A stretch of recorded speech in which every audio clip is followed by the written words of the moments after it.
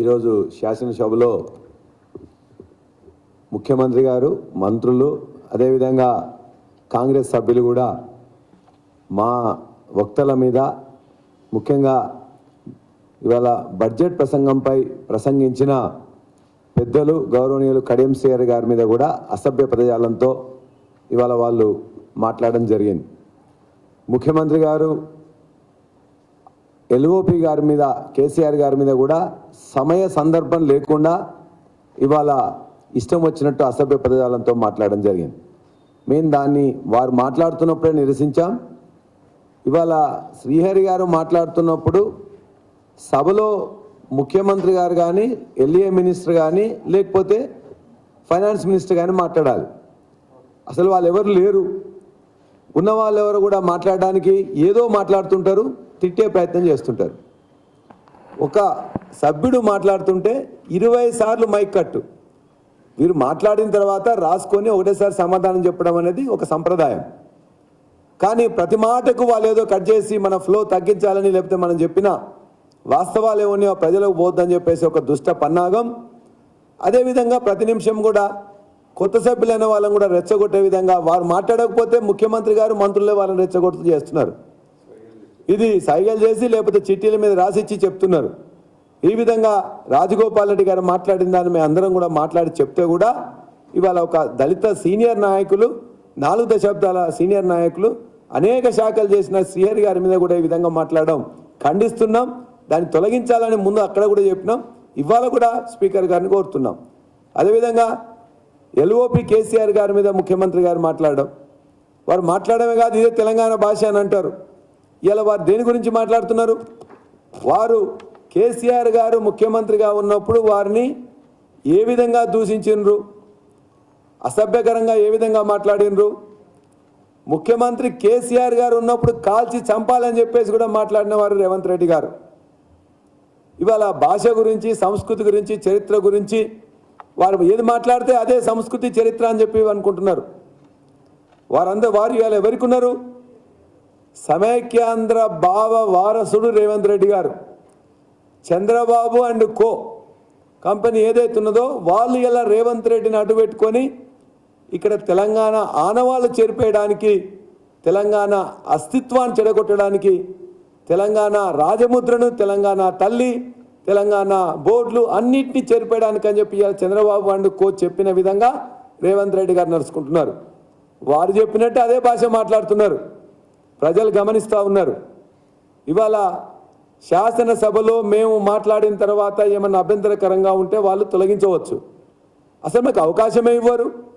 39 మంది సభ్యులు ఉంటే మాకు 30 నిమిషాలంట. ఒక్క సభ్యుడున్న సిపిఐ గారికి 1 అవర్, 7 సభ్యులు ఉన్న ఎంఐఎంకి 1.5 అవర్.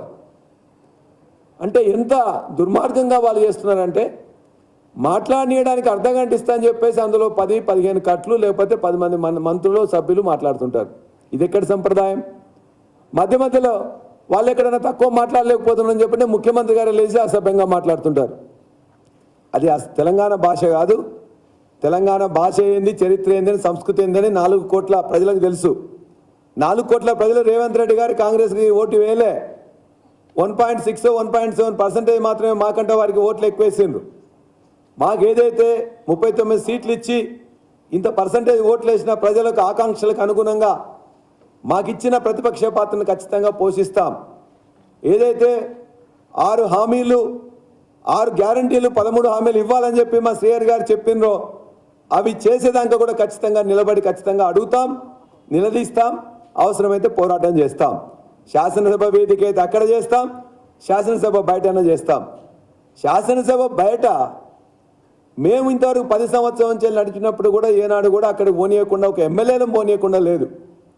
శాసనసభ ప్రతిపక్ష నాయకునికి ఇచ్చిన రూమ్ ఇలా అసెంబ్లీ, ఉమ్మడి అసెంబ్లీ ఉన్నప్పటి నుంచి, తెలంగాణ అసెంబ్లీ ఉన్నప్పటి నుంచి కూడా వాళ్ళు 5 ఉన్నా కూడా అదే ఇచ్చినాం. అర్ధరాత్రి దానికి మూసేసి గొడగట్టేసి కలరేసి పడేసింది. ఏంటంటే మీకు ఇస్తామన్నాం కదా అని చెప్పేసి మాకు ఇచ్చినాం అనేది ఇప్పటిదానికి ఇవ్వలే. అంటే ప్రతిపక్ష నాయకునికి ఇచ్చే గదిని ఇవాళ వాళ్ళు మొత్తం కూడా తీసేసుకుంటారు, అగౌరవపరుస్తారు. అక్కడ ప్రెస్ కూర్చుంటుంటే ఇంతకుముందు ఉన్న కమిటీ హాల్లో తాళం వేసేసి ప్రెస్ను కూర్చొనియ్యారు. లేక అక్కడికి ఏదైతే ప్రెస్ మీట్ పెట్టిందో ప్రెస్ మీట్ దగ్గర పోవడానికి మా ఎమ్మెల్యేలనే సభ్యులను కూడా అక్కడికి పోనీయట్లేదు. నీ కంచెలు ముఖ్యమంత్రి ప్రగతి భవన్లో ఉండట్లేదు కాబట్టి తీసినట్టు నాటకమాడి ఆ కంచెల్ని అలా రేవంత్ రెడ్డి చుట్టూ ఇంటి చుట్టూ వేసుకున్నారు. ఇవాళ అసెంబ్లీలో లోపల మొత్తం కంచెలు వేసిండ్రు. అదేవిధంగా అసెంబ్లీ బయట కూడా 3 రెట్లు కంచెలు వేసిండ్రు. కంచెలు ఇవాళ అందరికీ తెలుసు ఎక్కడ వేసిండ్రు, ఎక్కడ తీసిండ్రు, ఎక్కడ వేసినది అందరికీ తెలుసు. ముఖ్యమంత్రి ఉండట్లేదు కాబట్టి ప్రగతి భవన్ ముందు తీసిన తప్ప ముఖ్యమంత్రి ఉన్న దగ్గర అంత 4 రెట్లు కంచెలు వేసిన ఆ కంచెలు అందరికీ అన్నీ అవపడతాయి. కాబట్టి ఇవాళ ప్రతి క్షణం కూడా ఇవాళ వాడిది ఎట్లుందంటే మాది నీళ్లు నిధులు నియామకాలు అని చెప్పి మాది ఉంటే వాళ్ళ ట్యాగ్ లైన్ ఎట్లుందంటే కాంగ్రెస్ ప్రభుత్వాన్ని నిందలు పత్రాలు అంటే శ్వేతపత్రాలు మోసాలతో ఉన్నది. కాబట్టి ఇవన్నీ కొన్ని రోజులు గత ముఖ్యమంత్రి గారిని తిడితేనేమో భారత రాష్ట్ర సమితిని తిడితేనేమో నడుస్తాయి తప్ప ఇవాళ మీరు ఇలా తెలంగాణకు వ్యతిరేకంగా నడుస్తున్నారు, తెలంగాణకు వ్యతిరేకంగా మాట్లాడుతున్నారు, తెలంగాణ వాదులను తెలంగాణ నాయకులను కించపరుస్తున్నారు. అది నడవదు కాక నడవదు. రాజముద్రను చెడిపేస్తారట. రాజముద్రలో ఉన్న 3 ఏమున్నాయి? ఒకటేమో 3 సింహాలు. ఎవరు తీసుకొచ్చిన దాన్ని? ఆనాడు కాంగ్రెస్ ప్రభుత్వం, నెహ్రూ ప్రభుత్వం అక్కడ సారనాథ్ శిల్పం నుంచి వెళ్ళి సారనాథ్ యొక్క దాని నుండి అశోకుడు చక్రవర్తిగా ఉన్న దాని నుంచి వెళ్ళి ఆనాడు ఆ దాన్ని తీసుకున్నారు. మరి వాళ్ళే కదా పెట్టింది. ఇలా తెలంగాణ రాజముద్రలో ఉంటే అది కేసీఆర్ గారు సృష్టించిందా? లేక 1100 సంవత్సరాల నాటి కాకతీయుల నాటి ఆ కళా తోరణం ఇలా వరంగల్లు ప్రజలకు, వరంగల్లు ప్రాంతమే కాదు ఈ భారతదేశంలో అనేక ప్రాంతాలు కూడా కాకతీయులు ఏలేను. కాకతీయులు ఏలినప్పుడు వారు ఏ విధంగా పాలన ఉంది, ఏ విధంగా గొలుసుకట్టు చెరువులు ఇచ్చిండ్రు, ఏ విధంగా సంస్కృతి ఉన్నది, పెద్ద పెద్ద చెరువులను ఏ విధంగా తవ్వించిండ్రు, 1000 స్తంభాల గుడి కావచ్చు, ఇతర అన్నీ కూడా ఏ విధంగా కోట, వరంగల్ కోట కావచ్చు, అవన్నీ చూస్తే కూడా చారిత్రక సంస్కృతి ప్రతిబింబిస్తుంది.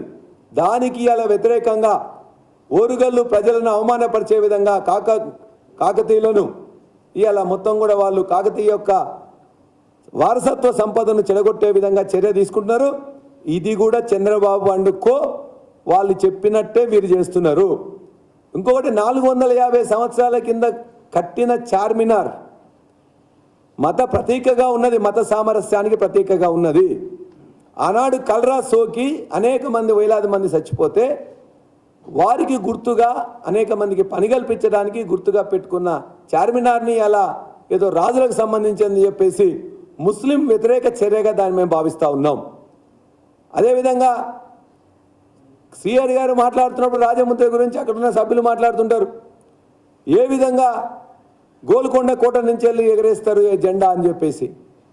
మరి ఇదే నెహ్రూ ప్రభుత్వం, కాంగ్రెస్ ప్రభుత్వం గత 75 సంవత్సరాలుగా ఎర్రకోట నుంచి ఎగరేస్తున్నారు. ఎర్రకోట రాజచిహ్నం కాదా? గోల్కొండనే మాత్రమే రాజచిహ్నమా? కాబట్టి దీన్ని ఖచ్చితంగా ఖండిస్తూ ద్వంద్వ వైఖరిని విడనాడాల్సిందిగా వాళ్ళందరినీ కూడా మేము కోరుతా ఉన్నాం. అంతేకాకుండా ఇప్పుడు కొత్తగా ఇయాటి నుండే మాట్లాడుతున్నారు రాజీవ్ గాంధీ విగ్రహాన్ని ఇవాళ తెలంగాణ సెక్రటరియట్కి వ్యతిరేకంగా అమరవీరుల స్తూపానికి వ్యతిరేకంగా ఉన్న మధ్య ప్లేస్లో పెడతామని. మేము ఆల్రెడీ దాన్ని పెట్టాలని చెప్పేసి ప్లాన్ చేసి దానికి సంబంధించిన మొత్తం కూడా డిజైన్ చేపించేసి ఆర్డర్స్ చేయడం జరిగింది. దీన్ని కాదని ఇవాళ తెలంగాణతో సంబంధం లేని ఇలా రాజీవ్ గాంధీ గారి బొమ్మ పెట్టాలని చెప్పేసి అనుకుంటున్నారు. ఇది వాళ్ళ భావ దారిద్ర్యం తప్ప మరొకటి కాదు. ఇవాళ ఏదైతే ఈ చర్య తీసుకుంటున్నారో తెలంగాణ ప్రజల మీద దాడి, తెలంగాణ భావజాలం మీద దాడి, తెలంగాణ హక్కుల మీద దాడి, తెలంగాణకు సంబంధం లేని రాజీవ్ గాంధీ గారి విగ్రహాన్ని అక్కడ పెట్టడం అంటే నిజంగా తెలంగాణ ప్రజలను అవమానపరచడమే, తెలంగాణ తల్లిని అవమానపరచడమే. తెలంగాణ మొత్తాన్ని కూడా ఇప్పటికే అనేక పేర్లు పెట్టారు. వాళ్ళు పెట్టిన దానికంటే అక్కడ పక్కనే ఇందిరాగాంధీ గారి విగ్రహం ఉన్నది, మరో చోట రకరకాల వాళ్ళ యొక్క కాంగ్రెస్ నాయకుల విగ్రహాలు ఉన్నాయి. మేము మా విగ్రహాలు కానీ ఇంకోరి కానీ 10 సంవత్సరంలో పెట్టలే. అనేక మంది దేవతల పేర్లు పెట్టినాం, కాళోజీ గారి పేరు పెట్టుకున్నాం, జయశంకర్ గారి పేరు పెట్టుకున్నాం, కొండా బాబూజీ గారి పేరు పెట్టుకున్నాం, పివి నరసింహరావు గారి పేరు పెట్టుకున్నాం. తెలంగాణ మేధావుల పేర్లు, తెలంగాణ ఉద్యమకారుల పేర్లు, తెలంగాణ భావకుల పేర్లు పెట్టుకున్నాం తప్ప ఇలా భావదారిద్ర్యంతో కాంగ్రెస్ మళ్ళా రాజీవ్ గాంధీ గారి పెడుతున్నారంటే ఇది నిజంగా తెలంగాణ ప్రజలు మేధావులు ఆలోచించాలి. తెలంగాణ ప్రభుత్వం వెంటనే స్పందించి ఇక్కడ పెట్టకూడదని చెప్పేసి మేము డిమాండ్ చేస్తున్నాం. విరమించుకోవాలని కోరుతున్నాం. తెలంగాణ తల్లిని అవమానించొద్దని కోరుతున్నాం. తెలంగాణ భావజాల మీద దాడి చేయొద్దని చెప్పేసి ఇలా కాంగ్రెస్ ప్రభుత్వాన్ని మేము కోరుతా ఉన్నాం. కాబట్టి ఇవాళ తెలంగాణ అసెంబ్లీలో మా గొంతు నొక్కుతా ఉన్నారు. తెలంగాణ అసెంబ్లీ పరిధిలో మమ్మల్ని నడవకుండా చేస్తూ ఉన్నారు. ఇవాళ ముళ్ళ కంచెలు ఒక దగ్గర తీసినామని చెప్పి 3 చోట్ల విపరీతంగా ముళ్ళ కంచెలు వేసిండ్రు. కంచెలు, ఆంక్షలు, బూతు పదాలు వీటితోని ఇలా ఈ ప్రభుత్వం బుల్డోజ్ చేద్దామంటే నడవదు. నిన్ననే నల్గొండలోనే గత కేసీఆర్ గారు ప్రతిపక్ష నాయకులు అన్నిటికీ కూడా సవాళ్ళకు సమాధానాలు చెప్పిండ్రు. మీరు బయట ఏం మాట్లాడుతారో దానికి సిద్ధంగా మేము ఉన్నాం. సభా సాంప్రదాయాలకు అనుగుణంగా భాష మంచిది వాడి అక్కడ మాట్లాడాలి. దానికి ఎంతైనా మేము సిద్ధపడతాం. చివరిగా ఒకటే మాట, మాకు మీరు కావాల్సినంత టైం ఇచ్చి మైక్ కట్ చేయకుండా 2 రోజులైనా ఇస్తామని చెప్పి మీరు ఎందుకు ఇవ్వలేకపోతున్నారు? ఎందుకు భయపడుతున్నారు? ఎందుకు వినడానికి సిద్ధంగా లేరు? ప్రజల దగ్గరికి మా వాయిస్ ఎందుకు పోనివ్వట్లేదు? ఇది మీరు పునఃపరిశీలించుకొని మా మీద ఏదైతే శ్రీహరి గారి మీద మాట్లాడిన రాజగోపాల్ రెడ్డి చేసిన వ్యాఖ్యలను తొలగించాలి. మొదటిది. రెండోది, ముఖ్యమంత్రి ఇవాళ ఎల్ఓపి లీడర్ మీద మాట్లాడిన భాష తొలగించాలి. మూడోది, ఇప్పటి వరకు గత 10 సంవత్సరాలు ఏ విధంగా ఉన్నాయో అదే విధంగా ప్రెస్ ఏరియాకి మమ్మల్ని అనుమతించాలి. అదేవిధంగా ప్రెస్ వాళ్ళందరినీ ఇంతకుముందు ఏ విధంగా చేసినామో ఆ ప్రెస్ వాళ్ళందరినీ కూడా అనుమతించాలి. చివరిగా, ఇవాళ ఏదైతే రాజీవ్ గాంధీ విగ్రహానికి తలబెట్టిండ్రో అది తెలంగాణ ప్రజల మీద దాడి కాబట్టి దాన్ని విరమించుకోవాలని చెప్తూ ఈ విధమైన ఖచ్చితంగా ఇటువంటివి చేస్తే మాత్రం ప్రజలు ఊరుకోరు. ప్రజల భావోద్వేగాలతో ఆడుకోవద్దని కూడా మేము హెచ్చరిస్తూ ఉన్నాం.